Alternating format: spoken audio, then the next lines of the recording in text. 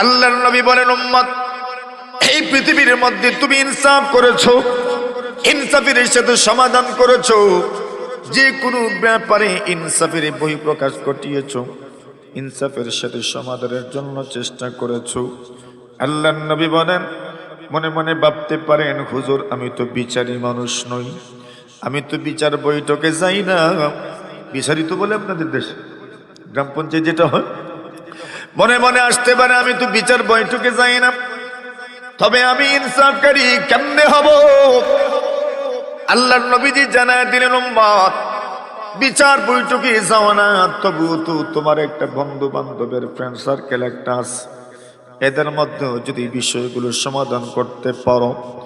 আল্লাহর নবীজি বলেন, পারিবারিকভাবে যখন কোনো সময় ঝগড়া লেগে যায়, ওই সময় যদি সালিশ হয়ে সুন্দরভাবে সমাধান করতে পারো, গ্রাম্য বিষয় লেগে যায়, ওই সময় যদি সাহসিকতার পরিচয় দিয়ে যদি সুন্দর একটা সমাধানে আপনি যেতে পারেন, শুধু এখানেই শেষ নয়, ক্লাসমেটদের মধ্যেও মাঝে মধ্যে লেগে যায়, যদি তাদের মধ্যকার বিষয়টাও যদি আপনি সমাধান করে দিতে পারেন, আপনি এত বড় বিচারই নয়, এত বড় সমাজের সালিশ নয়, কিন্তু আপনি আপনার বন্ধু বান্ধবদের মধ্যে, ক্লাসমেটদের মধ্যে চলমান বিষয়টাও সমাধান করতে পারলেন।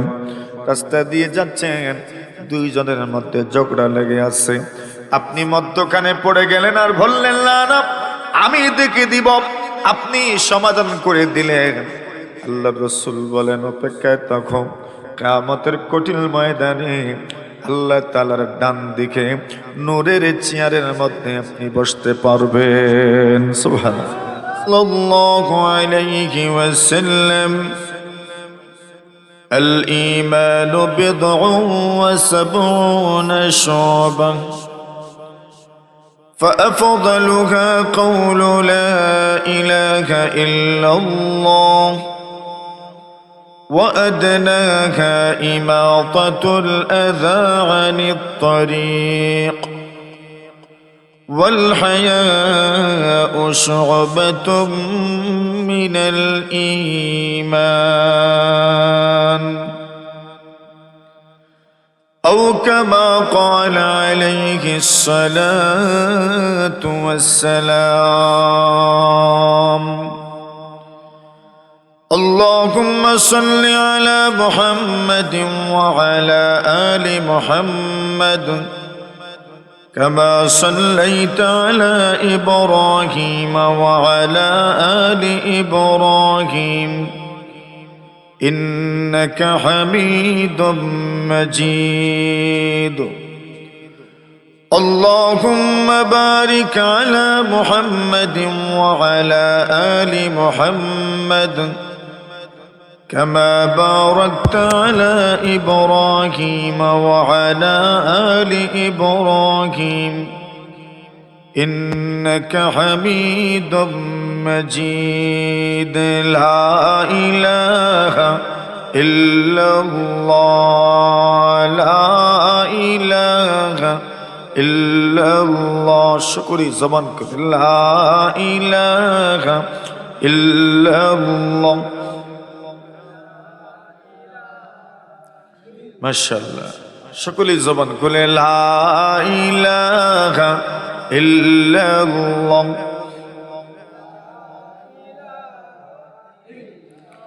লা ইলাহা ইল্লাল্লাহ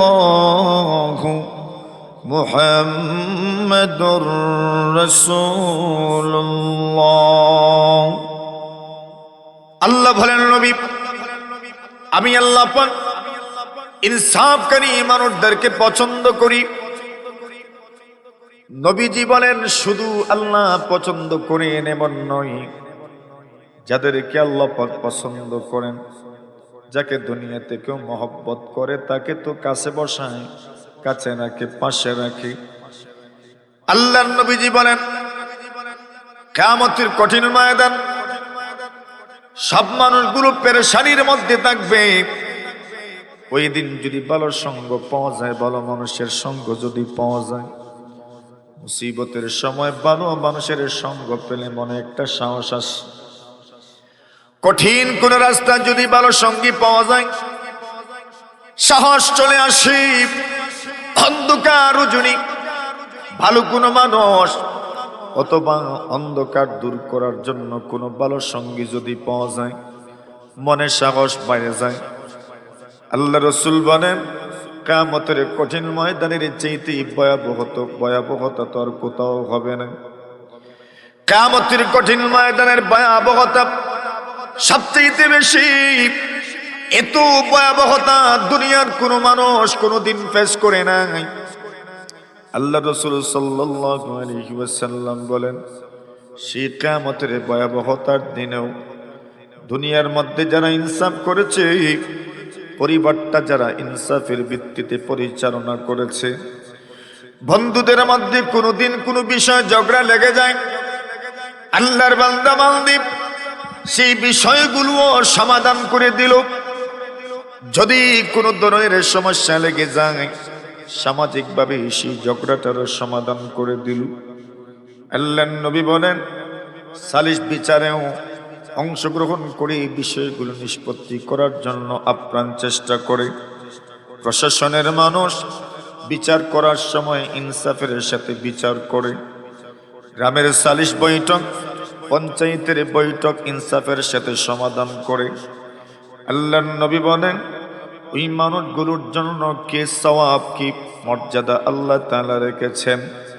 আল্লাহর নবী বলেন, ওই মানুষগুলো কিয়ামতের কঠিন ময়দানে আমি নবীর কাছে নয়, আল্লাহ রসুল বলেন, ওই মানুষগুলো কিয়ামতের কঠিন ময়দানে আল্লাহ তাআলার ডান দিকে নূরের চেয়ারের মধ্যে বসে থাকবে।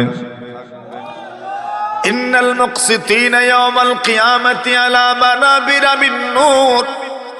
আল্লাহর নবী বলেন, উম্মত, এই পৃথিবীর মধ্যে তুমি ইনসাফ করেছো, ইনসাফের সাথে সমাধান করেছো, যে কোনো ব্যাপারে ইনসাফের বহিঃপ্রকাশ ঘটিয়েছো, ইনসাফের সাথে সমাধানের জন্য চেষ্টা করেছো। আল্লাহর নবী বলেন, মনে মনে ভাবতে পারেন, হুজুর আমি তো বিচারী মানুষ নই, আমি তো বিচার বৈঠকে যাই না। বিচারী তো বলে আপনাদের দেশে গ্রাম পঞ্চায়েত যেটা হয়, মনে মনে আসতে পারে আমি তো বিচার বৈঠকে যাই না, তবে আমি ইনসাফকারী কেমনে হব?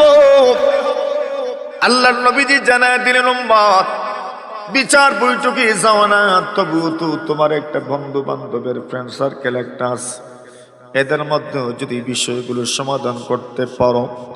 আল্লাহর নবীজি বলেন, পারিবারিকভাবে যখন কোনো সময় ঝগড়া লেগে যায়, ওই সময় যদি সালিশ হয়ে সুন্দরভাবে সমাধান করতে পারো, গ্রাম্য বিষয় লেগে যায়, ওই সময় যদি সাহসিকতার পরিচয় দিয়ে যদি সুন্দর একটা সমাধানে আপনি যেতে পারেন, শুধু এখানেই শেষ নয়, ক্লাসমেটদের মধ্যেও মাঝে মধ্যে লেগে যায়, যদি তাদের মধ্যকার বিষয়টাও যদি আপনি সমাধান করে দিতে পারেন, আপনি এত বড় বিচারই নয়, এত বড় সমাজের সালিশ নয়, কিন্তু আপনি আপনার বন্ধু বান্ধবদের মধ্যে, ক্লাসমেটদের মধ্যে চলমান বিষয়টাও সমাধান করতে পারলেন। রাস্তা দিয়ে যাচ্ছেন, দুইজনের মধ্যে ঝগড়া লেগে আছে, আপনি মধ্যখানে পড়ে গেলেন আর বললেন, না না আমি দেখে দিব, আপনি সমাধান করে দিলেন।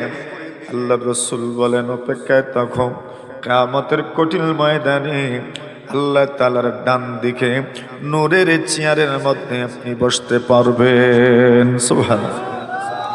আল্লাহর হাবিব বিশ্বনবী মুহাম্মদুর রাসূলুল্লাহ সাল্লাল্লাহু আলাইহি ওয়াসাল্লাম বলেন, উম্মত, তোমার মনে আসতে পারে আল্লাহর ডান বাম আছে কিনা।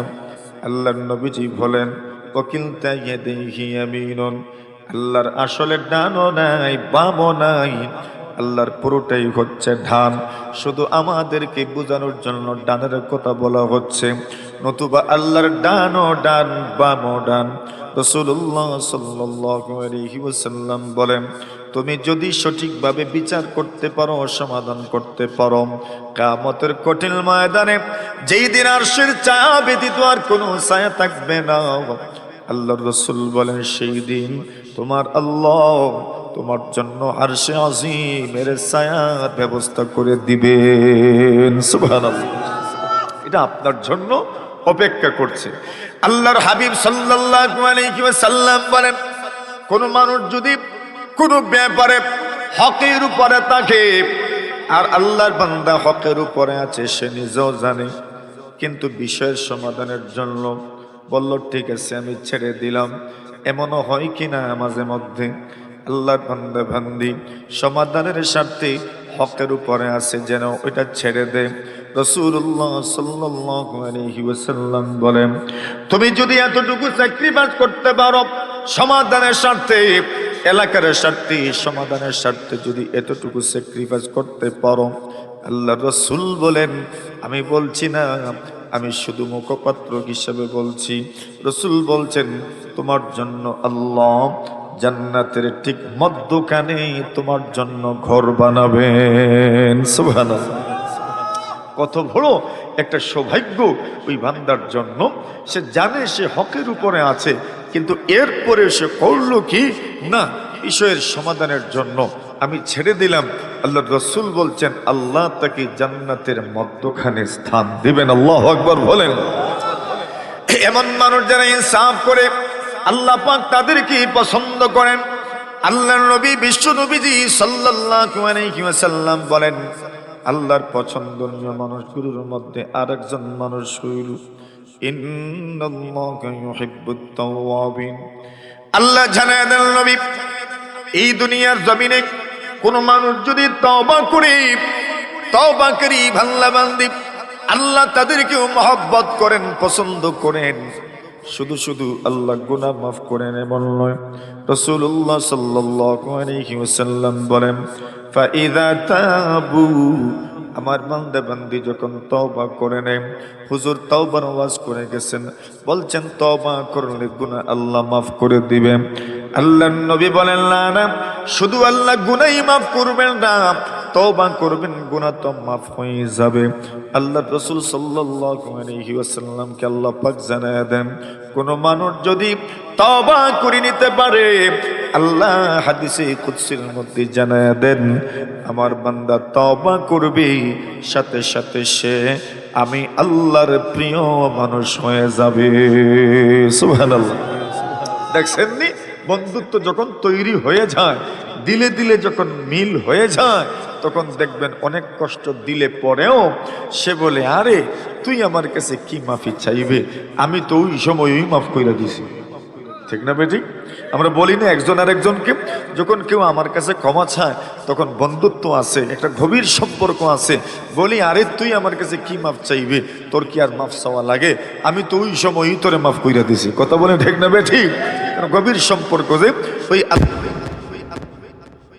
আমার প্রিয় মানুষকে, আমার মহব্বতের মানুষকে, আমার ভালোবাসার মানুষটাকে আল্লাহ নিজে জানায় দেন, ইন্নাল্লাহা ইউহিব্বুত তাওয়াবিন ওয়া ইউহিব্বুল মুতাতাহহিরিন। পৃথিবীর কোন মানুষ যদি ভালোভাবে পবিত্রতা অর্জন করে, ভালোভাবে পবিত্রতা অর্জন করার ব্যাখ্যা কি? আমার বাবারা, আমার ভাইয়েরা, যে মায়েরা শুনছেন মনোযোগ দিয়ে শুনেন, ভালোভাবে পবিত্রতা অর্জনের কথা বলছেন। ভালোভাবে পবিত্রতা অর্জন কাকে বলে? কোন মানুষ যদি পেশাব করার পরে দিলও ব্যবহার করে, টিস্যুও ব্যবহার করে, এরপরে পানিও নিল, এমন পবিত্রতা অর্জন করাকে ভালোভাবে পবিত্রতা অর্জন করা বলা হয়। বড় ইস্তেঞ্জার পরে ডিলা ব্যবহার করলো, টিস্যু ব্যবহার করলো, পানীয় ব্যবহার করলো, এমনভাবে পবিত্রতা অর্জন করাকে ভালোভাবে পবিত্রতা অর্জন করা বলা হয়। আল্লাহ জানায় দেন, পৃথিবীর কোনো মানুষ যদি ভালোভাবে পবিত্রতা অর্জন করে, এমন বান্দা বান্দীদেরকেও আমি আল্লাহ পছন্দ করি। সুবহানাল্লাহ। কিছু বুঝেছেন? স্বাভাবিকভাবে তো আমরা পেশাব পায়খানা করিই, কিন্তু এরপরে পবিত্রতা অর্জন করার ক্ষেত্রে টিস্যু ব্যবহার করলেন, পানীয় ব্যবহার করলেন। আল্লাহ বলছেন এমন মানুষদেরকে, পুরুষ ও নারী, এদেরকে আমি আল্লাহ নিজে পছন্দ করি। সুবহানাল্লাহ। তো আল্লাহর মহব্বতের কেমনে হবেন না? এই কাজগুলো করবেন তো আল্লাহর মহব্বতের মানুষ হয়ে যাবেন। আল্লাহ রাব্বুল আলামিন অন্য জায়গায় ইরশাদ করেন, এরে বান্দা বান্দি, আল্লাহ কোন ধরনের মানুষকে পছন্দ করেন আল্লাহ পাক নিজেই জানা দেন। যে মানুষগুলো আল্লাহর রাস্তায় জিহাদ করে এমন মানুষদেরকেও আল্লাহ পরমর্দিগারে আলম পছন্দ করেন। এরপরে আল্লাহ তাআলা জানায় দেন কেমন মানুষকে আল্লাহ পছন্দ করেন। আল্লাহ নিজেই বলেন ইন্নাল্লাহা ইউহিব্বুল মুতাওয়াক্কিলিন। এর পৃথিবীর মানুষ নিশ্চয় নিশ্চয় আল্লাহ সত্যভাবে বলছেন, নিশ্চয় নিশ্চয় আল্লাহ পাক এমন বান্দা বান্দীদেরকে পছন্দ করেন, ভালোবাসেন যে মানুষগুলো মহান আল্লাহর উপর ভরসা রাখতে পারে। সুবহানাল্লাহ। যারা আল্লাহর উপর ভরসা রাখে আল্লাহ তাদেরকে পছন্দ করেন। এই দুনিয়াতে দেখবেন কেউ যদি আপনার উপর ভরসা করে, এটা কথার কথা, মনে করেন সে আপনার উপর নির্ভর করে বসে আছে, তো আপনি বকা দিবেন, তুই কাজটা করতে পারলি না, আমার উপর ভরসা করে বসে রইছ। কথা ঠিক না বেটি? মনে করেন কেউ আপনার রুজির উপর, আপনার ইনকাম উপার্জনের উপর ভরসা করে বসে থাকে, তো আপনি তার উপর রাগ করবেন, বকা দিবেন, তুই কিছু করতে পারিস না, শুধু আমার উপর নির্ভর করে বসে থাকিস। আল্লাহ বলছেন তুমি যদি আমার উপর ভরসা করো, দুনিয়ার মানুষ তো অসন্তুষ্ট হয়, নারাজ হয়, বিরক্ত হয়, কিন্তু তুমি যদি আমার উপর ভরসা করতে পারো, আমি আল্লাহ তোমাকে আমার পছন্দের মানুষ হিসেবে স্বীকৃতি দিয়ে দিব। কেন? যে তুমি আমাকে রব মেনেছো, তুমি বুঝতে পেরেছো আমার আল্লাহর উপর ভরসা করলে আমি ঠকবো না। শুধু আল্লাহ এতটুকুই বলেন নাই, শুধু শুধু বলেন নাই তোমাকে যে আমি পছন্দ করব। দুনিয়ার মানুষ যখন ঈমান আনয়ন করে, ঈমান যখন সে আনয়ন করে, ঈমান আল্লাহ তাআলার এত বড় নিয়ামত, ঈমানদার যখন বান্দা হয়ে যায়, ঈমানের কারণে তার মনের অবস্থার মধ্যে পরিবর্তন হয়ে যায়। মনের অবস্থার মধ্যে যখন পরিবর্তন হয়, স্বাভাবিক বাহ্যিক আমলের মধ্যে পরিবর্তন হয়ে যায়। বান্দা যখন পরিপূর্ণ ঈমানদার হয়ে যায়, তখন বান্দা নির্ভর করে কার উপর? জোরে বলেন, কার উপর? দুনিয়াতে কোনো না কোনো মানুষ কোনো না কোনো ক্ষেত্রে কারো উপর তো নির্ভর করতে হবে। কে কার উপর নির্ভরশীল নয় বলেন? এই দুনিয়াতে সব মানুষেরই নির্ভরতার একটা জায়গা থাকে, নির্ভরতার একটা ক্ষেত্র থাকে, মানে মানুষ অপরও নির্ভরশীল। আমরা যখন বুড়া হয়ে যাব তখন কত সন্তানদের মুখাপেক্ষী আমরা হয়ে যাব। ছোট যখন ছিলাম তখন আমরা মা বাবাদের মুখাপেক্ষী ছিলাম, বড়দের মুখাপেক্ষী ছিলাম। মানুষ কোনো না কোনোভাবে আত্মসমর্পণ করবে, কোনো না কোনো জায়গাতে আত্মসমর্পণ করবে, কিন্তু যাদের ঈমান আছে এরা আত্মসমর্পণ করে কার কাছে? আল্লাহর কাছে। আর যার ঈমান নাই সে দেখবেন এমন বস্তুকে তার ভরসার ক্ষেত্র বানায়, এমন মানুষকে তার ভরসার ক্ষেত্র বানায় যে নিজেই অন্যের মুখাপেক্ষী। ঠিক না বেঠিক? যার ঈমান আছে সে ভরসার ক্ষেত্র বানায় কারে? আল্লাহকে। আর আল্লাহ তো বলছেন কেউ যদি আল্লাহর উপর ভরসা রাখে, এই পৃথিবীর মধ্যে আমি মনে করি আমি ছাড়া অনেক কিছুই চলবে না, কিন্তু না না, এটা চিনো আমার একটা ধারণা মাত্র, আমি চলে গেলেও দুনিয়া ঠিকই থাকবে। জোরে বলেন ঠিক খেলাম? আমি চলে গেলেও পৃথিবী তার গতি দিয়ে থাকবে, চলতেই থাকবে। আমি মনে করি আমি না থাকলে গ্রাম চলবে কেমনে? না না, আমি যখন মারা যাব আল্লাহ গ্রাম ঠিকই চালাবে। আমি মনে মনে ভাবি মাদ্রাসায় যদি আমি না থাকি মাদ্রাসা চলবে কেমনে? না না, আল্লাহ পাক এমন মানুষ তৈরি করে দিবেন যে মাদ্রাসা চালাতে পারবে। কথা বলেন ঠিক না বেঠিক? আমি মনে মনে ভাবি আমি যদি পরিবারে না থাকি আমি ছাড়া মনে হয় চলবে না, সব বিষয়গুলো তো আমাকেই সমাধান করতে হয়। না না, মরে দেখেন না আল্লাহ তাআলা অন্য মানুষকে দিয়ে এই কাজটা করায় দিবেন। জোরে বলেন ঠিক কিনা? আল্লাহ জানায় দেন উম্মত, এই পৃথিবীর মানুষ তুমি যদি আমি আল্লাহর উপর ভরসা করতে পারো, আল্লাহ তাআলা জানায় দেন ওমান ইয়াতাওয়াক্কাল আলাল্লাহি ফাহুয়া হাসবু। কোন মানুষ যদি আল্লাহর উপর ভরসা রাখে, আল্লাহ জানায় দিয়েছেন তোমার জন্য আমি আল্লাহই যথেষ্ট হয়ে যাব। সুবহানাল্লাহ। এমন কথা দুনিয়াতে আপনাকে কেউ বলবে না, তুই আমার উপর নির্ভর করে দেখ, তোর জন্য আমি যথেষ্ট হয়ে যাব। কিন্তু এমন ঘোষণা একজন দিয়েছেন তো যে আমার উপর ভরসা করলে তোর জন্য আমি যথেষ্ট হয়ে যাব, এমন ঘোষণা শুনেছি তো আমরা। কার কাছ থেকে শুনেছি? জোরে বলেন। আল্লাহ বলছেন ওমান ইয়াতাওয়াক্কাল আলাল্লাহ ফাহুয়া হাসবু। কেউ যদি আল্লাহর উপর ভরসা করে তার জন্য কে যথেষ্ট? ভাই আল্লাহই যথেষ্ট। এই দুনিয়াতে কত মানুষ আপনি দেখবেন, যে মানুষের বাহ্যিক ইনকাম উপার্জন যদি আপনি দেখেন তো ভাববেন এই লোকটা চলবে কেমনে, কিন্তু আপনি তো জানেন না তার দিলের অবস্থা। সে ভরসা করে কার উপর? আল্লাহর উপর। দেখা যায় আমার চাইতেও আল্লাহ তাকে ভালো চালায়। কথা বলেন ঠিক না বেটি? কেন তার ভরসা কার উপর? আল্লাহর উপর।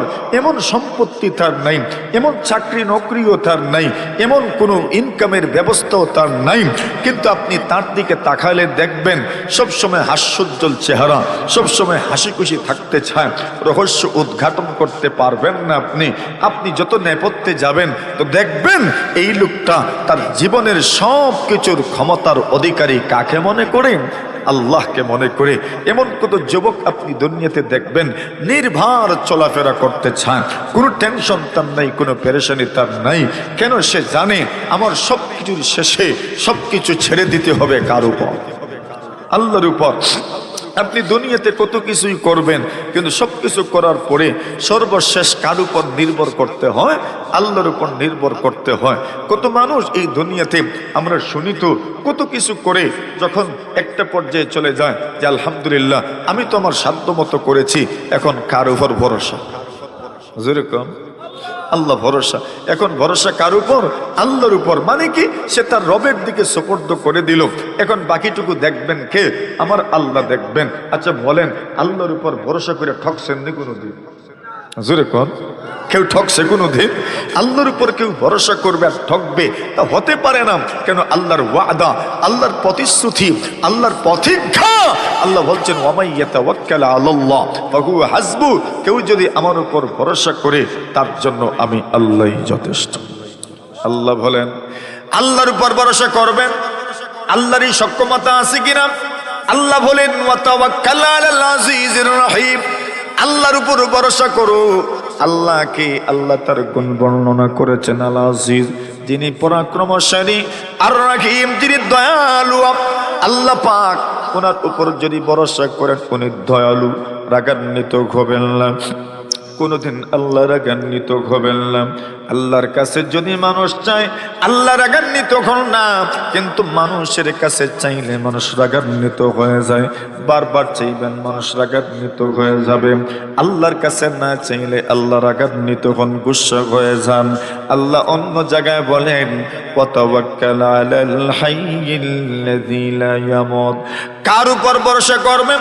এই পৃথিবীর মধ্যে আপনি যত মানুষের উপর ভরসা করবেন তারও তো একটা শেষ আছে। 70 বছর পরে উনি দুনিয়া থেকে চলে যাবেন, 60 বছর পরে দুনিয়া থেকে চলে যাবেন, 80 বছর পরে দুনিয়া থেকে চলে যাবেন। আপনি ওনাকে 20 বছর পাবেন, 30 বছর পাবেন, এরপরেই তো দুনিয়া থেকে চলে যাবেন। আল্লাহ বলেন এমন কোন স্থায়ী মানুষের উপর ভরসা করে লাভ নাই, এমন রবের উপর ভরসা করো যার মৃত্যু নাই। সুবহানাল্লাহ।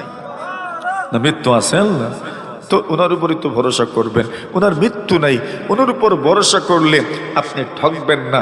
আল্লাহ বলছেন ওয়ালাল্লাহি ফালিয়াতাওয়াক্কালিল মুতাওয়াক্কিলুন। মানুষের জন্য উচিত হলো ভরসা করা কার উপর? আল্লাহর উপর। মানুষ একমাত্র আল্লাহর উপরই ভরসা করবে। আর ভরসা করলে লাভটা কি? লাভ হইল আল্লাহ তো আমার সবকিছুর ব্যবস্থা করবেনই, সাথে সাথে আমি আমার আল্লাহর প্রিয় হয়ে গেলাম। কিন্তু এর অর্থ এই নয় আদর্শ জীবন যাপন করা, কর্মহীন জীবন যাপন করা। না না, আল্লাহ বলছেন ফাইদা আযামতা ফাতাওয়াক্কাল আলাল্লাহ। তুমি যখন কোনো কাজে হাত দিবা আর সিদ্ধান্ত নিয়ে ফেলবা, সিদ্ধান্ত নেওয়ার পরে এখন আর কি ডান বামের দিকে তাকানোর দরকার নেই। সিদ্ধান্ত যখন নিয়েই নিছেন, যখন কাজ শুরুই করে দিয়েছেন, তাহলে এখন আর ভরসা করে নেন কার উপর? বলেন কার উপর? বিদেশ যাইবেন নিয়ত করে ফেলেছেন, সবকিছু কাগজপত্র আপনার সাবমিট করেছেন, এখন তো আপনার সবকিছু হয়েই যাচ্ছে। পরামর্শ কেউ এদিকেও দিচ্ছে সেদিকেও দিচ্ছে। আল্লাহর বান্দা তখন বলে আচ্ছা যা হওয়ার হবে। ভরসা জোরে কন, ভরসা কার উপর? আল্লাহর উপর। এখন আমি আর পিছনে ফিরবো না। এর মানে আপনি কাজ আগায় নেবেন, শুরু করবেন, কর্ম করবেন। কর্ম করার পরে বাকিটা এর পরিণামটা কার কাছে? ওটা কি হবে কি হবে না ওটা কে জানেন? আল্লাহ তাআলাই জানেন। মানুষ কি করে জমিনে ফসল লাগায়, ফসল লাগানোর পরে কেউ তো এমন নয় যে ঘরে বসে থাকে আর বলে ক্ষেত হবে ফসল হবে, না না, জমিনে হাল চাষ করে এরপরে ফসল লাগায়। আর এরপরে দেখবেন আলু লাগানোর পরে বৃষ্টি চলে আসলো, এরপরে বান্দাকে কেউ বলে আরে বৃষ্টি তো চলে আসলো, বৃষ্টির কারণে তোমার আলু ভিজে গেছে, মনে হয় এই বছর আলু হবে না। বলেন না না, ভরসা কার উপর? কার উপর? কি আল্লাহ কি মানুষকে নিরাশ করেন? আল্লাহ তো ঠকান না। এর মানে আপনি কর্ম শুরু করবেন আর ভরসা করবেন কার উপর? আল্লাহর উপর। আল্লাহ বলছেন যদি এমন ভাবে কেউ আমার উপর ভরসা করে, আমি আমার ওই বান্দা বান্দিকে শুধু মহব্বত করব না, আমি আল্লাহ ওয়াদা দিচ্ছি আমি তার জন্য যথেষ্ট হয়ে যাব। ঠকবেন মনে করেন? ঠকবেন না, কোনোদিন ঠকবেন না। এজন্য ভরসা করবেন কার উপর? আল্লাহ একজন আছেন। আরে আমাদের তো মওলা আছেন। এই দুনিয়াতে যারা আল্লাহ বিশ্বাস করে না, এদের তো মওলা নাই, এদের তো আল্লাহ নাই, এদের তো দেখাশোনার মতো কেউ নাই। আমাদের তো মওলা একজন আছেন না নাই? আমাদের তো বলার মতো একটা জায়গা আছে, দুঃখ বেদনার কথা বলার মতো একটা সুযোগ আছে, আল্লাহর কাছে বলতে পারি। দেখবেন কত যুবক এই দুনিয়াতে কান্না করে, কেন সে জানে, মুসাফির কান্না করে কেন সে জানে আমার তো একজন আছে। আছেন না? আমার একজন আছে। মানুষ যখনই দুঃখী হয় তখন কার কথা স্মরণ করে? সে জানে এখানেই তৃপ্তি পায়, এখানেই তৃপ্তি, আর কোথাও তৃপ্তি মিলে না। কিন্তু সে জানে আমার একজন আছেন। আমরা ভাবি আমার কেউ নাই মনে হয়, কে বলছে নাই? কে আছেন?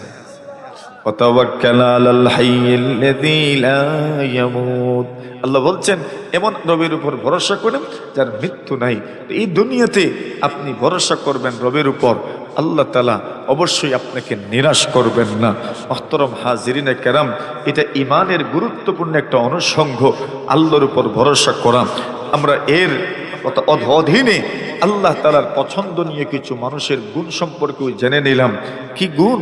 তওবাকারীদেরকে আল্লাহ পছন্দ করেন, যারা আল্লাহর উপর ভরসা রাখে তাদেরকেও আল্লাহ পছন্দ করেন। সর্বশেষ আল্লাহ বলছেন ইন্নাল্লাহা ইউহিব্বুল মুহসিনিন, যারা সদাচরণ করে সুন্দর আচরণ করে আল্লাহ তাদেরকেও পছন্দ করেন। সুবহানাল্লাহ। যারা সুন্দর আচরণ করে, যারা কোনো কিছু সুন্দরভাবে করতে চায়, যেটা তার উপর জরুরি এটা তো করি, জরুরি যেটা এটা করে, এছাড়া অতিরিক্ত করে, আল্লাহ বলছেন এমন মানুষকে পছন্দ করেন কে? আল্লাহ তাআলা এমন মানুষকে পছন্দ করেন। তো যদি আপনি আমি আল্লাহর পছন্দনীয় মানুষের অন্তর্ভুক্ত হয়ে যেতে পারি, তবে তো এই দুনিয়াতেও সফল, পরকালেও সফল। কথা বলেন ঠিক না বেঠিক? হযরত উম্মে হাবিবা রাদিয়াল্লাহু তাআলা আনহা আদর্শ কওমি মহিলা মাদ্রাসা আপনাদেরই প্রতিষ্ঠান।